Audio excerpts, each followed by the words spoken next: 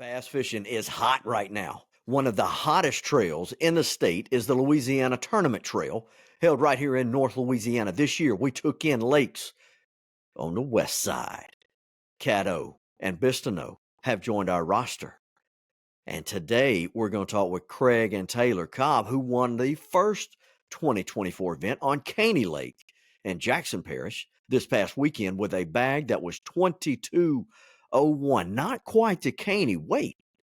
And you're going to hear those guys' opinion on why that weight was a little down. However, the first year we have the guys from the west end, and it turns out the guys from the west brought in the big bass. Paul Clark and Matt Gorham brought in a 10.25, which is interesting because now they're sitting second.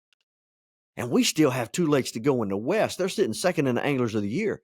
Very interesting. Before we get the podcast started, let's talk about some sponsors. Discover Monroe, West Monroe. If you're curious to know what's going on in and around North Louisiana, specifically Ouachita Parish around Monroe and West Monroe, check out discovermonroewestmonroe.com or check them out on their Facebook page. You'll find a lot of information. Second, if you're banking local, Marion State Bank is where you need to be. Trust me, been there for all my life, and I will not leave. They're good people. Third, the town of Farmerville. Thank you so much for the town of Farmerville for supporting Antlers and Hicks and supporting LakeDarbonLife.com. They have a lot to do on Lake Darbon. Town of Farmerville keeps things going. They have a page as well. Town of Farmerville has a web page. Go check them out. You can see what's going on in and around the town. Thanks to the Union Parish Tourism Commission for all that they do for LakeDarbonLife.com and Antlers and Hicks. And finally, Janet Fortenberry State Farm got in this year. She's like, hey, guy, I want to get in. And I want to do a little bit with you. So she's sponsoring some of this podcast as well as LakeDarbonLife.com. Let's go drag a bag of fish across the scales and talk to Craig and Taylor Kolb. All right, so we are talking with the first. Hey, you guys are the first Louisiana Tournament Team Trail winners. How about that? Now, since we changed the name, you guys, the Kolb clan have won a tournament for the Louisiana Team Tournament Trail. How you guys doing, Craig and Taylor? Good, really good. Glad to be here. Yeah, I'm glad to get you guys here because it means you won. First off, I know you guys are happy to get I know you guys are happy to get that win under your belt from this past weekend, and we'll get to that here in just a second. But so the last time we talked to y'all, Craig, I think it was probably about this time last year. I think I talked with you in February of last year. So how did the rest of 2023 go for you guys? You want me? I haven't think about. We had some through March was not great. It was not terrible. We cashed some checks through March and April, but not exceptional. Starting in May, through May, June, and the rest of the summer, and into the night tournaments especially. Man, we had a really, really good summer. In the night tournaments, I think, was it the Watermelon Festival? I can't remember, which is a pretty big tournament. We won it. Had 21 and a half, something like that. We had another 5-fish night tournament. We had 20-pound stringer. We had about 3 or 4 20-pound stringers at night last year, and won some, Tuesday nights, some Saturday nights, some, just, so it was a good summer. Early, we struggled a little bit. We cashed some checks. We struggled some, but it seemed like early it was, what it could have been. We lose the key fish here. I can think of 3 or 4 tournaments off the top of my head where, you're one bite away going into the last 2 hours. No, you can eat it, you get it, you don't land the fish, and it's that's part of it. But it really, whenever things are going that way, it's hard to turn it around. Yeah, it seems like to win a tournament, everything has to line up. You can't miss fish. You got to fish clean as all get out, especially around here with guys like y'all and some of the other crew that we fish with. It can be a difficult task to win something around here, baby. You really have to fish clean. Yeah, you're right. I mean, I've said it forever. I'm a broken record about that. Fishermen around here are too good. You just can't make a lot of mistakes. They're going to make you pay for it. And you're talking about everything going right. I think here, more than other places, you're not going to get many bites. You know, we fish pressured lakes. I don't think there's a ton of fish in our lakes. You know, there might be, it's all relative. So there might be a ton of fish for lakes around here, but if you go other places, you know, you might get 20, 30 bites a day. That's not always the case here. Mm-hmm. So, you know, a good day for us is I say a good day. Great day for us is 10 bites. You know, that's really good. But normally it's going to be 7, you know, 5 to 7 bites, and you need to put them all on the boat. You know, especially with the better quality fish, that's normally what you're going to be shooting at, and everything's got to go just right whenever that happens. You know, that's something that I really admire you guys for. You guys sit out there for 8 hours for these tournaments, right? Ain't that about how long? For 7 bites? I Yeah. mean, come on, man. Well, Golly. sometimes it seems like 2 or 3 hours to us. Yeah. There are not enough hours Yeah. of tournament time, and you were wishing you had 2 or 3 more hours to fish. Or like in this last tournament with the fog delay, we're sitting there just Yeah. chomping at the bit to go. And Taylor even said they backed up the weigh-in from 3 to 4, which and Taylor even said, "I wish we would have backed it up another hour, to 5." And you just Yeah. want that time. Caney for us more than anywhere else. You know, we're talking about those bites and the bites that we know we're going to get shrink. That's not our lake. It's really not. We don't tend to do well there. So I felt like going in that, you know, even with all day, if we land, you know, 5 bites, you know, I didn't know with the week off limits this time of year, a lot of stuff changes from Yeah. weekend to weekend, and we didn't know what we were going to be faced with. But even then, I felt like, you know, we sat there for 2 hours waiting to blast off, and then they had an hour on. It's like, okay, now everything is pinched down even more than what it was before. So Mm-hmm. I felt like we were fortunate to capitalize, especially early Saturday, and get a couple bites right off the bat, really calm us down where we could go fishing at that point. Yeah. Yeah. Now, see, you know, you and I talked, and, you know, folks, I talk with Taylor probably 2 or 3 times a week. We'll just, you know, shoot something back and forth on Snapchat and whatever. I asked you early in the week, I said, what do you think about this weekend? Your number one concern was weather, was the rain that came in. How is it going to change everything? And I think you were right. You know, I think that's what a lot of folks were kind of focusing on was how's the weather going to been warm, turns off cool, got a little rain. What's it going to do to them? Is it going to move them around and give them lockjaw? And I think it did. And it You know, Caney, being such a Florida bass influenced lake, it affects them more there. Seems like than other places. Claiborne, Darbone, those fish can seem to tolerate those cold fronts and weather changes better than Caney fish do. Well, mm-hmm. the big thing at Caney, it seems like the fish are never really, they're just a tail flip away from deep water.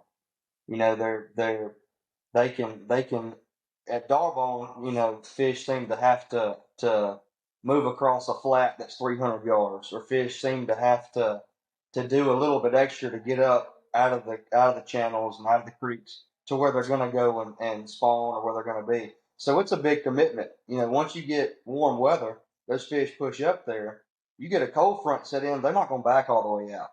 Well, those caney fish, it tends to be, you know, one day here and the next day gone. If you get any kind of weather that's not exactly, you know, perfect, then fish can back out and be back into feeding mode, you know, a lot easier than every other lake around here, really. And I knew going in that the weather was going to have some kind of effect, but I didn't know what kind of effect it was. I didn't know if it was going to be, you know, more of them moved up or back. I figured more of them would back out, but I didn't quite know what that was going to be. That's what I was telling you about.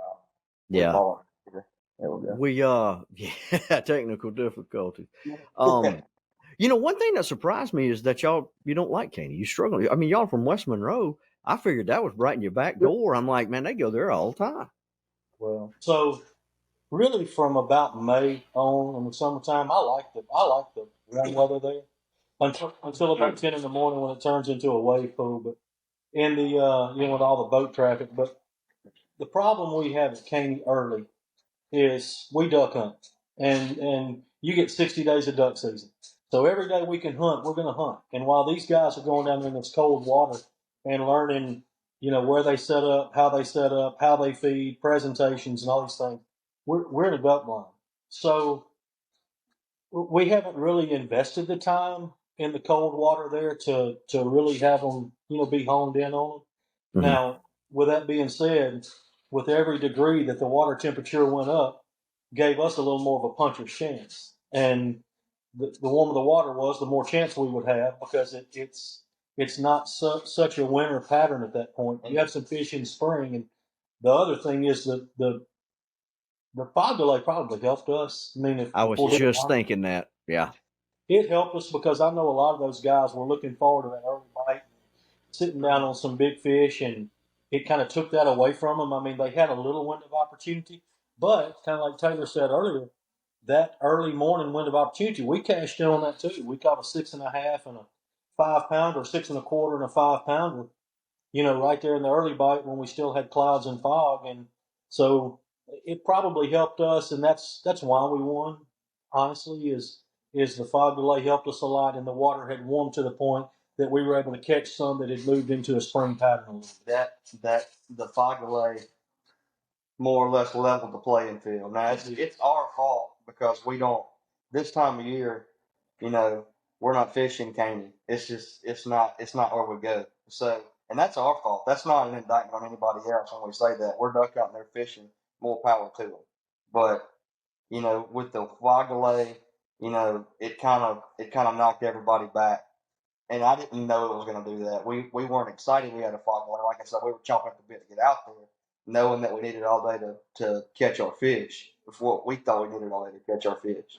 But Looking back, it helped though. Yeah, There's no it doubt. I mean, we fished great. I mean, we made a great adjustment about 10 o'clock. I mean, really, really good. Now about 11 o'clock. Really, really good. And we had two fish at that point, I think, and caught a 3 and a 6.25. Back to back right after we made the adjustment. And Hay was in the barn kind of at that point. We didn't know it, but so we fished well relative to the conditions we had.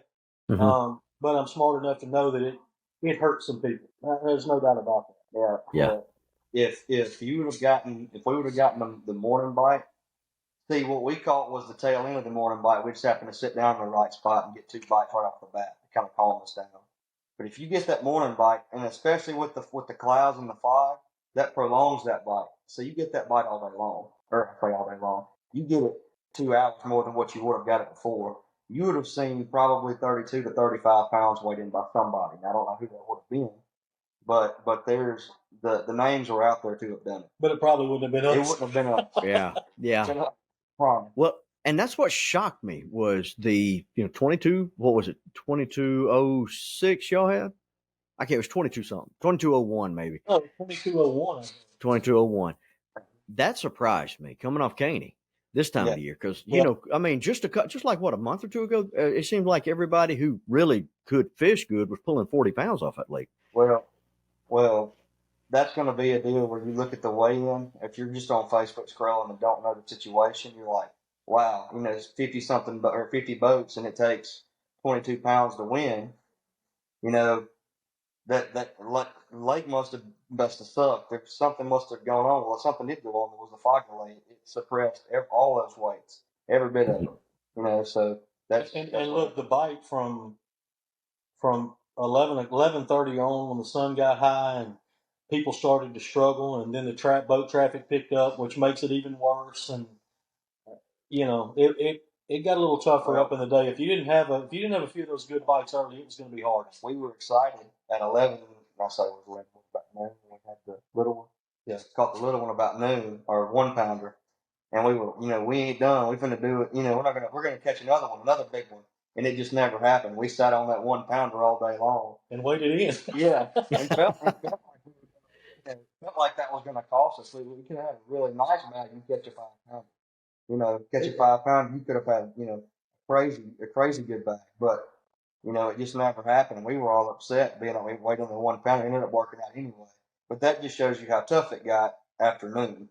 Mm-hmm. The sun gets up. There's not much wind. Or sorry, not much. A lot of boat traffic. It makes things tough, especially out there with the clear water. Puts them down pretty bad. Yeah, I was really, kind of shocked. But then again, like you'll say with the fog, because early that morning, I had to be on Darbone. They had the crazy crappie cash thing, and I went out there to kind of give them a hand with some social media stuff. And I didn't know that y'all had a delay. I was, I got done, or I'd have probably spent some more time over there knowing you guys were going to be pushed back by, a little bit. And so I'm sitting over here, and hey, I don't know how foggy it was on Caney because I wasn't there, but I was on Darbone. I don't see how some of those guys were running to come to that hourly weigh-in.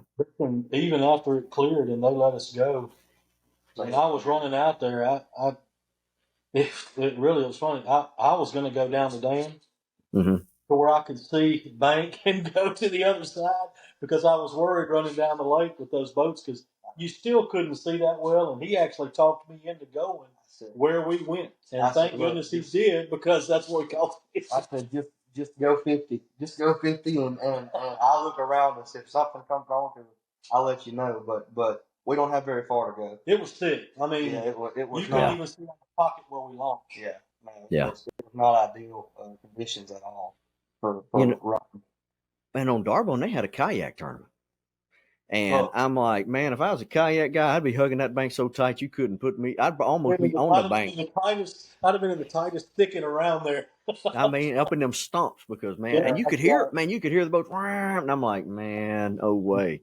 And I think it finally started getting to where you could see across probably around 9:30. It finally got up enough where you could see, good across. But now I heard that on the other end of Caney, when we were sitting in a fog delay, I heard that the other end of Caney was crystal clear, about halfway up the lake, and that's where the fog hit. So I can't verify that. That's what I was told, that the other end was fine.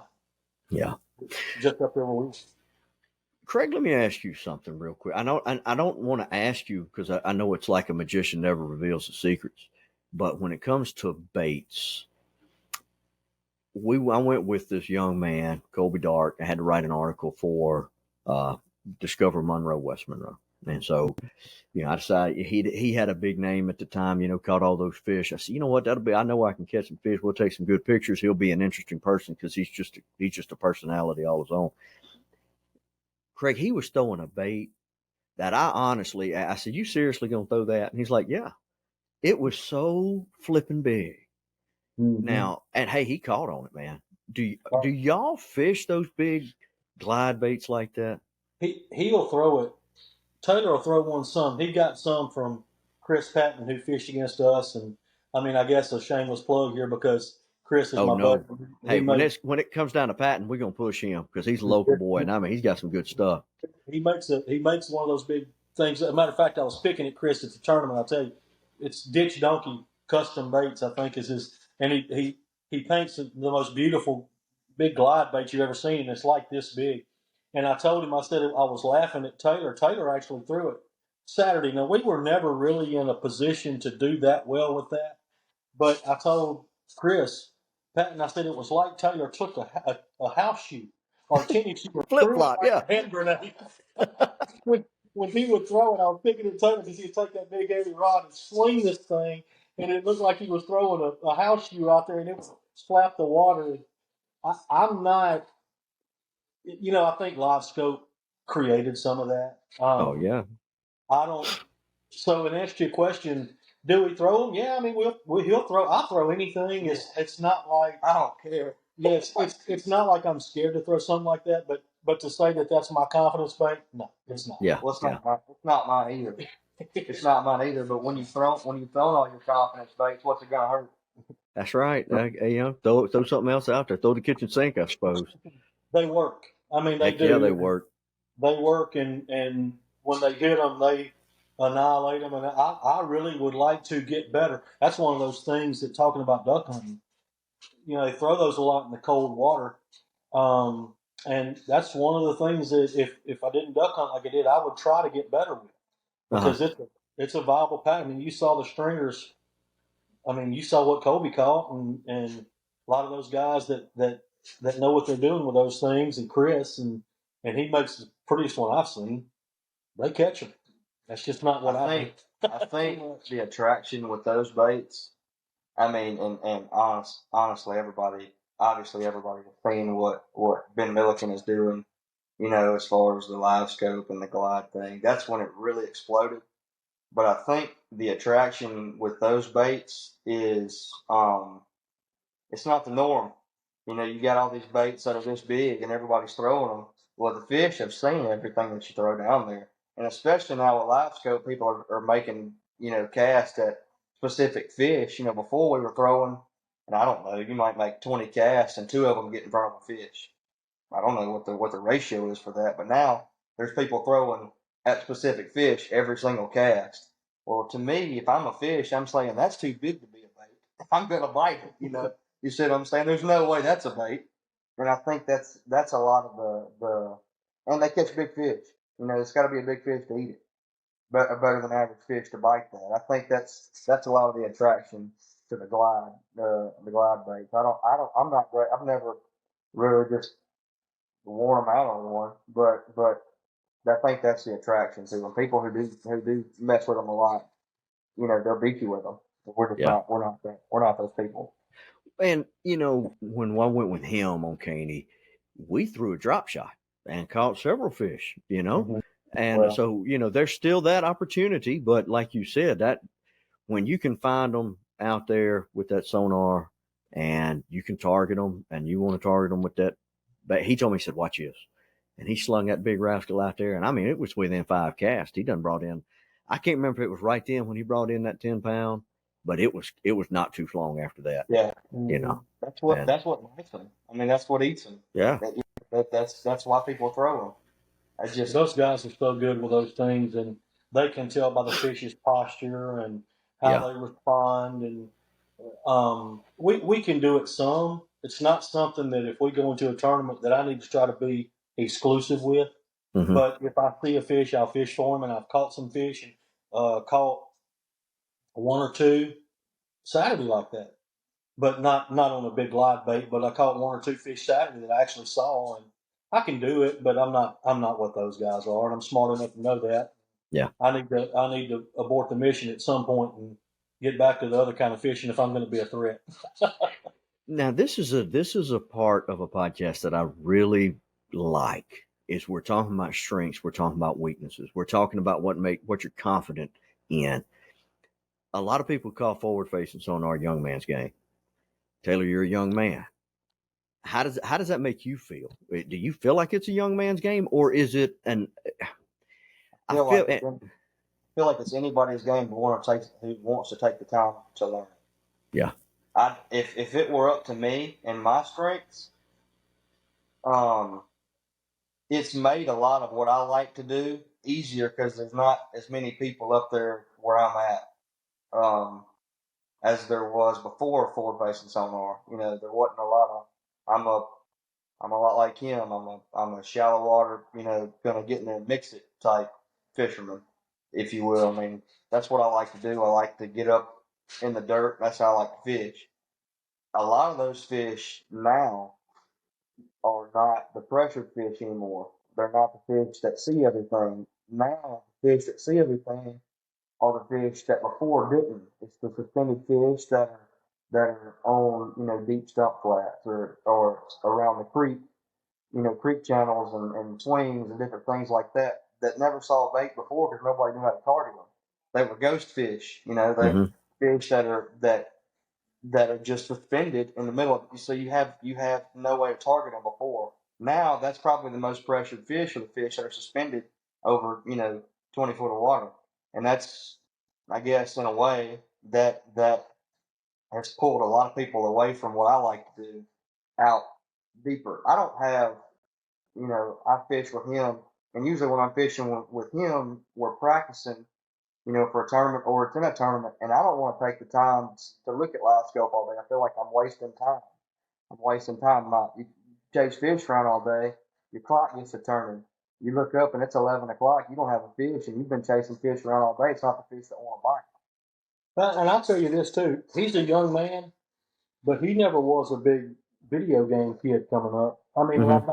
I'm not comparing live scope to, I'm Video not being. games. Yeah. That's not a derogatory remark. I'm just saying that he was hand to hand combat, 2 feet of water fishing for fish instead of playing video games back then. So he hasn't transitioned to looking at a screen while he's fishing. Do I think the learning curve for young people There's less of a learning curve. Yes, I do. I think it's a whole lot easier for somebody who hasn't necessarily been rooted in good old country bass fishing, and rooted in that as much as your older people. Uh, you know, for them to pick up and learn how to chase fish around and make them bite on live scope. Do I think that it's easier for young people? Yes. But is it impossible for somebody who, is rooted, who has, come up flipping button willows that are this deep? It's not impossible. You just have to Yeah. be able to go out there and spend some time and do it. I do it, but I mean, I'm probably not going to put an entire tournament together that way. And I know I'm not. I don't get as much time with it as Yeah, see, so look, I'm between y'all. Okay. My age is between y'all. And this is what I think. I'm starting to get that age. Now, I do a lot of deer hunting, right? Dude, when I was late 20s, early 30s, cuz I'd sit out there all day long. I was hunting. I'd get off work and I'd run to the deer stand. I mean, I was in it to win it. This past year, I noticed, Craig, you've always heard this. I'm not that mad at them no more. I'm not that mad. Do you think it's that level of, I just don't have that intensity to get out there and learn it versus the I can't learn it, or is it the I don't have the drive to learn it? Well, first of all, the first hurdle of live scope is being able to afford it. Oh, And not, amen. and not, not everybody can. That's just a fact of the matter. They're still so expensive now. And I get that. Listen, it is. I mean, it's a quite a financial commitment. But then it can be really frustrating. I mean, it can be maddening for the people who this reaches that haven't dealt with it much, and they think that it's the cheat code or something. It honestly isn't. It looks like that because the people you see making videos of it and the pros that you see that they put on TV doing it, that is the best of the best. Okay, they're the ones who have I guess you'd say cracked the code or whatever. But for every man, it can be one of the most frustrating things you have ever done on the water in your life. Imagine being in the back of the boat while the man in the front's trying to do it. I mean, Absolutely. Yeah. to You're see throwing out the them, water that you don't even know where nothing is. to see them, to know that they're there, to drop a bait over the top of them, they either run from it or they traipse behind it. And the faster you pull your bait, the faster they come, but they never actually make contact. And you just, you throw your bait, you can't find it on the deal. You're like, well, I'm throwing right in my deal. I should be able to see it, and you don't. And that all comes with practice. But listen, it takes a long time, and the frustration of it, that's a real deal. And when you're old like I am and have spent so much time catching fish in certain ways, you very, very quickly get to the point you say, you know what, heck with this. I'm I fixing know to that's take right. I'm fixing to take 25-pound line and 1 ounce jig and knock them in the head, and I'll go catch you some fish, right? So we tend to bail on it. I think that older guys who have spent more time on the water, I'm 50 now, so you're talking 45 years I've been chasing these stupid things. I mean, I've spent a lot of hours on the water, and I feel like I can go do something else and catch fish, and I tend to bail on it a little quicker than most, probably. I still think the greatest skill that comes with live scope, and it's a skill, is knowing when to turn it off. And No, Yeah. knowing when uh, that these aren't the fish that are going to bite. I've got to, and especially in this part of the world, um, there's a lot of fish out there offshore. There's always going to be, but there's still a lot of fish up shallow. I mean, our lakes are shallow. There's still going to be a lot of fish up there, and I feel like in our situation, we're more efficient in targeting those fish. And so when it comes down to it, um, that's the biggest deal. Is knowing when you're running yourself in the ground, cut it off, and just go fishing. hey, listen, here a prime example is like a bedfish. I can see him, but how long am I going to sit there and let him swim off the bed when that bait comes through there before I've got to go? I can't just. I mean, every time the bait gets in the bed, she eases off. I reel it in. She gets back on. I throw it back in there, get it on the bed. She eases off again. Well, how long am I going to sit there and do that? Yeah. You know, you get to the point where you feel like, look, I can go find another one. I can go, you know, and it's sort of the same thing. I mean, except for you're looking at them on a screen. There comes a point where, for us and for me, I got to bail. You know, I can't just sit and do it all day. And It's working fine, but here's something else that comes with that. If that fish is swimming off the bed for you, chances are the next chap that pulls up there and tries to sit there and fish for him is going to swim off the bed for him too. And you already know that. It's the same thing with live scope. Can't make them eat on live scope. Somebody's going to have to be way better than me to make them bite out there. You know, I'm already that far ahead. You know, I've already ruled it out in my head. This is what I'm doing. And I'm going to catch my fish. And that's just going to be what it is. Yeah. It's going to be what it is. That's right. That's right. So let's transition and talk about the rest of the season with the Louisiana Team Trail. I want you guys to tell. I thought about this question. I mean, by the time we set up, I wanted to know. I thought about this. How much pressure were you feeling before Caney, knowing we've got to go to the West, versus now that then you feel after a win? Now we're going to the West. How do you feel a little bit more comfortable knowing you won $5,000?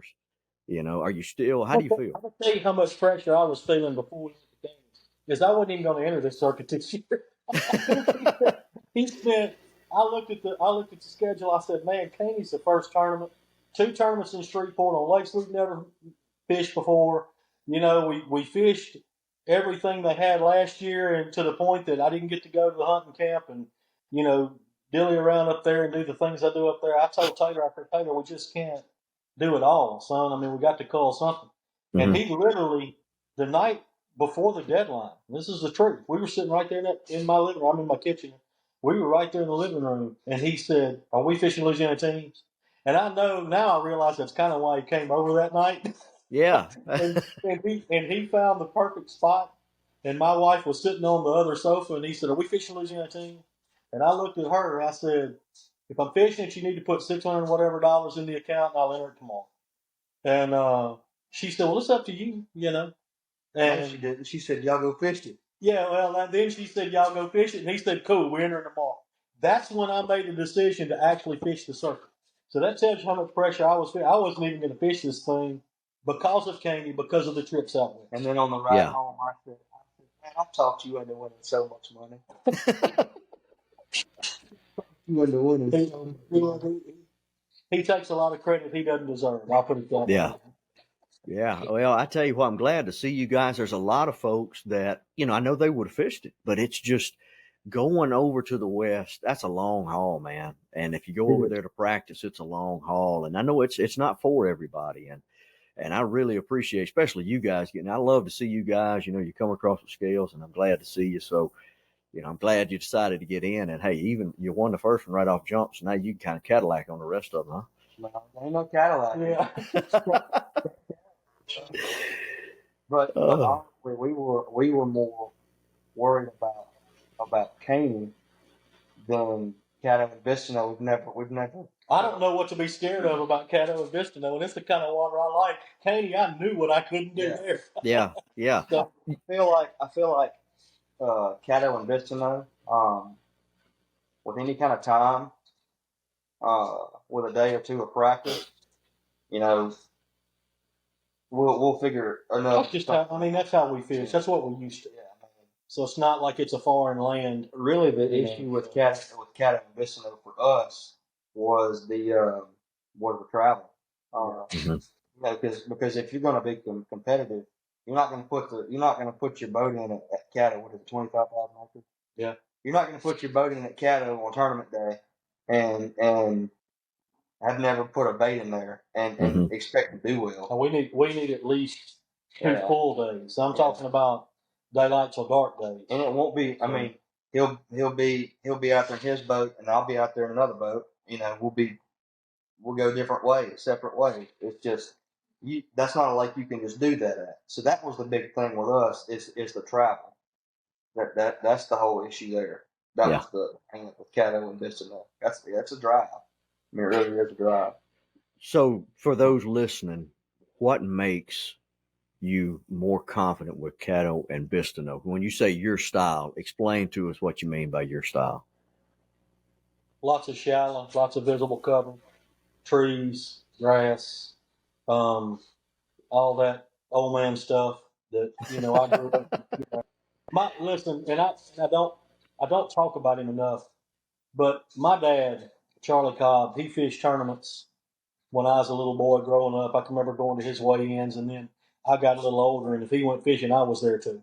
Mm-hmm. And he raised me fishing that kind of stuff. It's the kind of water we had. He was and is still probably the finest instinctive fisherman I ever saw. I mean, the things that he would want to say and do didn't make a lick of sense to me. Then he'd go do them and they'd work. It was unbelievable. He still, he still talks to us today. Hey, don't forget this, don't forget that. It's like, he's got a point. He's one of the greatest I ever saw. And that's how he kind of raised us, is in the dirt and the grass and the trees and the stumps and the stick ups. And so when I get put in that situation, where we have that kind of terrain, like Caddo and Bistino are, then I know how to approach that. I know how to approach it. I know how to break it down. I know how to be efficient, not waste time. That's like he's talking about in Caney. You get out there with livestock and you burn 3 hours and you hadn't made one fish bite. Well, what have you learned? You've learned absolutely nothing, except there are a lot of fish that you can't make eat. But in those lakes that are shallow with that kind of terrain, I know how to be efficient and maximize my time and kind of, figure out what I can do to get bites. I guess. Yeah. Like he just said, with a lot of the cover being visual, the process of elimination is a lot quicker. It's things, and that's the efficiency that he's talking about. Things seem to move faster than what it was if you were at Caney or something throwing a fish on live scope that you can't make bite. What's like, well, I know they're there. They're there. I gotta make 5 of them bite. Well, they may never bite. But at Bistino or at Caddo, you can roll through stuff that looks good or a lot of the visual stuff. Okay, this is what I got my bites on. This is what, and you can pattern them out, and you know what to look for, and you can go around and do the same stuff in a bunch of different places, and hope it, there's a chance that's all going to work out. And that's really what, like I said, it's the efficiency thing for us on a lake like that. You can just rule everything out so much faster. Think about this. Think about going through a country buffet, and think about going to a buffet in a foreign land where you've never seen that food before. Yeah, yeah. I mean, is that so? So this is the country buffet for us, man. I'm going to get the fried chicken. I'm going to get the mashed potatoes. You know what I mean? So this is something that we see and know how to deal with. That's good. But now, having said that, It's not finished just us. dead last too. But it's not just us. That's most people from this area don't know how to. That's right. But man, they might be confident too. But I'm confident. So everybody's leveled out. And I do like the fact that we're going to a lake that not many people know much about. I like being able to break something down and go compete. That's just I do enjoy that. Now, you guys have been around a little bit. Did you know any of the new guys from the west side that come over and fished with us, started fishing with us this year? No, I may have heard a couple of names, but no, I don't really know them. Because I didn't really go over there to fish anything. I mean, this championship 2 years ago, we went to the Red River, but I don't think any of those guys were in it. I had fished some championships over on the Red River, but that's really about all the fishing I've done to the west of us. Everything's been east or north and some south, I guess. That's what he said whenever we got hit with the fog delay. When it's dark, you can't tell who really anybody is. But we got hit with the fog delay. The sun comes up, it's bright enough, and we're looking around, and he said there's a lot of faces that I don't know. I mean, I didn't know. Me too. Yeah, me too. Yeah. And I don't know who they are. But look, that's a big old lake with some big old fish. They may stick it to us over there. Well, I can't remember who it was, but when they walked off, he said, "I can't wait till the next stop." And I mean, because that's his place, man. If I was them, I would be chomping at the bit. We can have all the confidence we want. You still got to go get it done. And, that's right. The fact of the matter is, we're going to take a good 1-2 at it. But hey, well, like I said, we could finish dead last. But I won't run out of ideas over there. I can tell you that. I will have a little confidence most of the day. And hey, I tell you this, and I'm still learning some of the newer guys' names. I think the guy Paul Gorham was his name, and he had a partner. They got the big bass this That was past big weekend. bass winner. Yeah, 10.25. That was impressive, and it came from guys. Now I asked him. I said, "Are you familiar with this lake?" And he was like, "Yeah, we've been out here a little bit." So, he knew where to go. From the west, I guess. I mean, I'm thinking they are going to be from that west side. So there you go. They're in second angler of the year points going over to the west, right? Yeah. So they're sitting in perhaps a better spot than we are. We're only ahead a point, so it's a big deal for when you go to the lake that you don't know real well. Mm-hmm. It's a big deal to be well there. Yeah, because it always feels better knowing that you're coming back to your home like a little bit of momentum. Yeah, they're sitting in a great spot.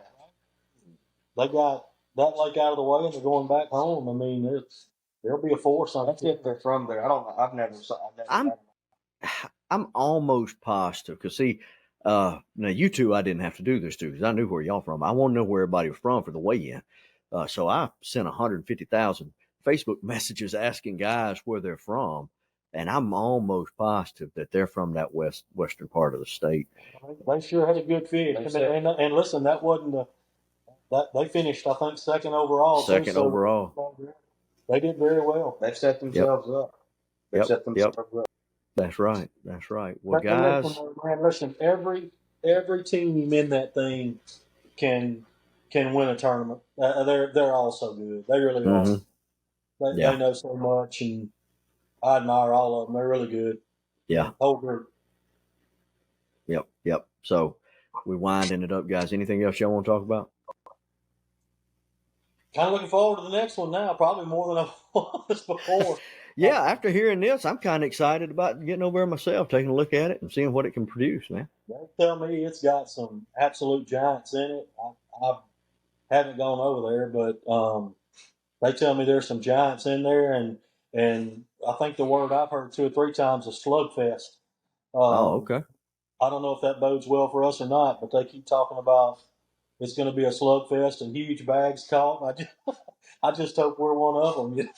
Well, you said a while ago you had a puncher's chance. Maybe you got a puncher's chance when you get over to that slugfest and get up there on stage and do something. Well, hey, listen, like I say, as long as there's cypress trees around, I got confidence I can get a bite some way. That's good stuff. Just hope it pans out. Yes, sir. Well, hey, thank y'all for coming on, talking to me tonight. We went a little longer than I was expecting, but it was good conversation, and I appreciate y'all taking time. Yes, sir. Yeah, man. Appreciate it. Look forward to the next one. Yeah. Yes, sir. Hope we do this 5 more times. Hope we become a permanent installation of this. Wouldn't that be the coolest thing? Like you win, for at least the next couple. That'd be, or one in the next couple. That'd be pretty awesome. Let's go ahead and plan it. That's right. All right, guys. Thank y'all. Thank you, right. All right.